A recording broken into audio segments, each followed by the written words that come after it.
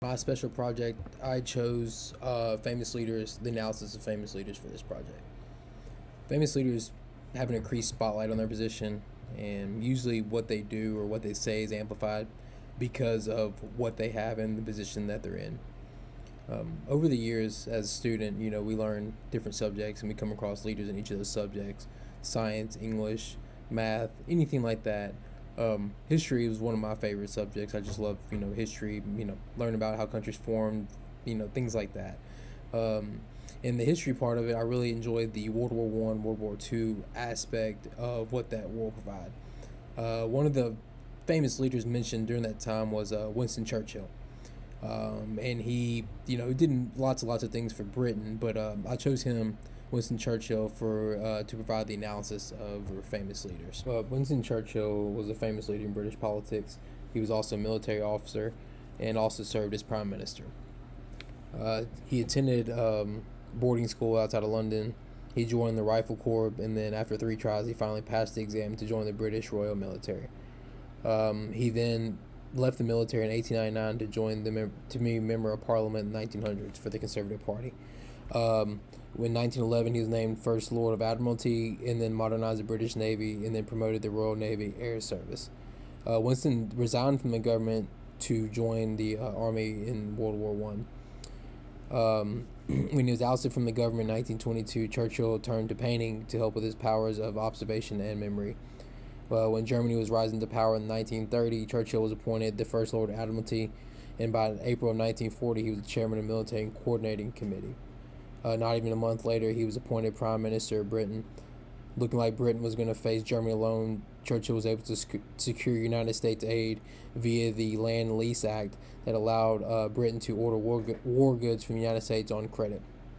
Even though he had all these strategies and things like that, he lost the general election in 1945. He made his famous speech, the Iron Speech, in March of 1946, which was warning Eastern European countries about the Soviet Union rise. In 1953, he was then knighted by Queen Elizabeth, and then won the Nobel Prize that year in literature. He had terrible health. He experienced multiple heart attacks and strokes over his years, which ultimately led to his death in 1965 at the age of 90 years old.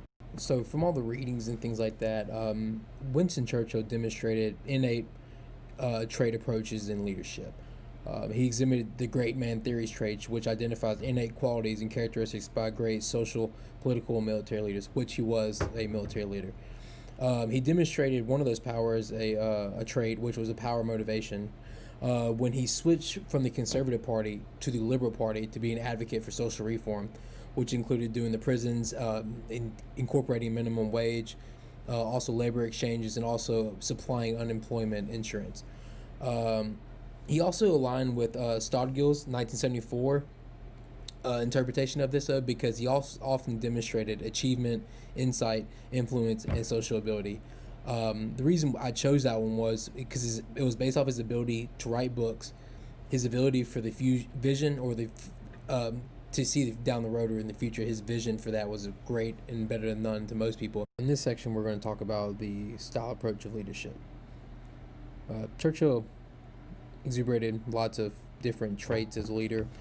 Could have fit in many different quadrants of that, impoverished leader, paternalism, things like that. I'm going to highlight the two that he just kind of was based on authority compliance quadrants from the Blake and Mouton's grid.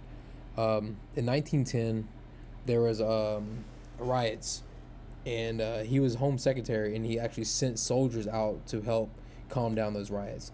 Like I said, a year later, nothing came to fruition. But then a year later, same thing happened in Liverpool to help calm down the riots, and 2 people actually ended up dying from that. So that was one instance. Another instance of where.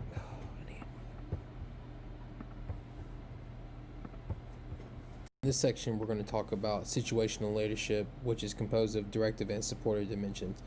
Churchill usually demonstrated an S1, which was a directing style of leadership, which is described as leaders focused on communication on goal achievement and spending less time using supportive behaviors. Churchill always seemed to know what the people wanted and found ways to meet his goals. The path goal theory is defined as how leaders motivate followers to accomplish designated goals. Churchill showed a little bit of directive leadership and achievement-oriented leadership as well. His directive leadership could be perceived through his abilities to speak with such powerful volume and words resonate with the people around him. He knew the value of speech, and despite not being a good speaker, he worked on his skills and helped his influence reach every corner of the Allied forces. The achievement-oriented leadership portion was achieved when standing against Germany and uniting with the U.S. to win World War II for the safety of the European countries against the Nazi regime. In this section, we're going to discuss how Churchill was a charismatic, transformational leader. The transformational leader focuses on the exchange that occurs between leaders and their followers. A quote that he was quoted saying was, "The British people are like the sea. You can put the bucket in anywhere and pull it up, and you always find it salt." That statement demonstrates the continuity between Churchill and the subordinates that followed him. The four I's of transformational leadership is idealized influence, inspirational motivation, intellectual stimulation, and individual consideration. Churchill encompassed most of these key aspects to align him closer to transformational rather than the transactional leader. He recognized that resonating with people and having the voice of the people was more powerful than actually just the transaction part of this situation. He also demonstrated outstanding leadership as well. He was aligned with the charismatic leadership. His mental views were always about the future or a vision of the future. He typically had a positive attitude with a bright personality and was always very, very goal driven. A good reason why Churchill was a charismatic leader was he was the only one in the British forefront that opposed the Adolf Hitler before he came into power. If the people had not trusted or believed him in his objectives from that, there was no way that Britain would have defeated the Nazi regime. So Churchill was famous for a lot of things. I think he was famous for his ability to inspire people, his insight for the future, and his passion. He wasn't a great speaker, but he knew that the power of words and the mastery of public speaking would help unite the people of Britain. Another reason why he was famous was because when he was the prime minister, Britain was on the brink of defeat against Germany, and he actually brought him back because he's staunch, and even though he may be losing the war, be way down, he's not going to give up that, and he's always going to be entrenched in his beliefs and always fight back. His greatest strengths were his moral and physical courage, his ability to appeal to the public, his reputation as a lone wolf against the Nazi army, his passion of writing, and the ability to have clear visions in the time of adversity. He held tough in his post in the war, and he made difficult decisions in that until the very end. When France collapsed, he initiated a battle to show that he would not surrender.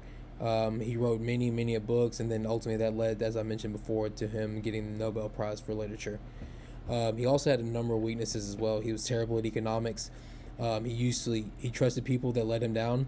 He used his charisma and forceful character to impose bad policies, and he often thought of racial stereotypes that often proved false. His quotes basically state that he has not done anything wrong to the Red Indians of America or the black people of Australia, because a stronger, higher grade race has come to take their place. That's just, what I mean, that's kind of borderline racism, because he's thinking that his people did nothing wrong to these people, and he's classifying these people by color. And also another instance that Churchill saw himself and Britain as being the winners in the social Darwin hierarchy. Like I said, that's just, it's very skewed points of views, and like I said, he could have been almost labeled a racist within those times. Like I said, the analysis shows specific behaviors and how it relates to theories, incidents involving behaviors, how the leader was successful enough to become famous, and identifying the strengths and weaknesses in Churchill. Like I said, famous leaders do get their praise, but they also do get their fair well of criticism as well. Like I said, famous leaders are a lot different than they were back then, though. Churchill would definitely be perceived by the people for his well-speaking abilities, though, but have negative remarks due to his character, could be labeling him as a racist. And that is my analysis of the famous leader, Winston Churchill.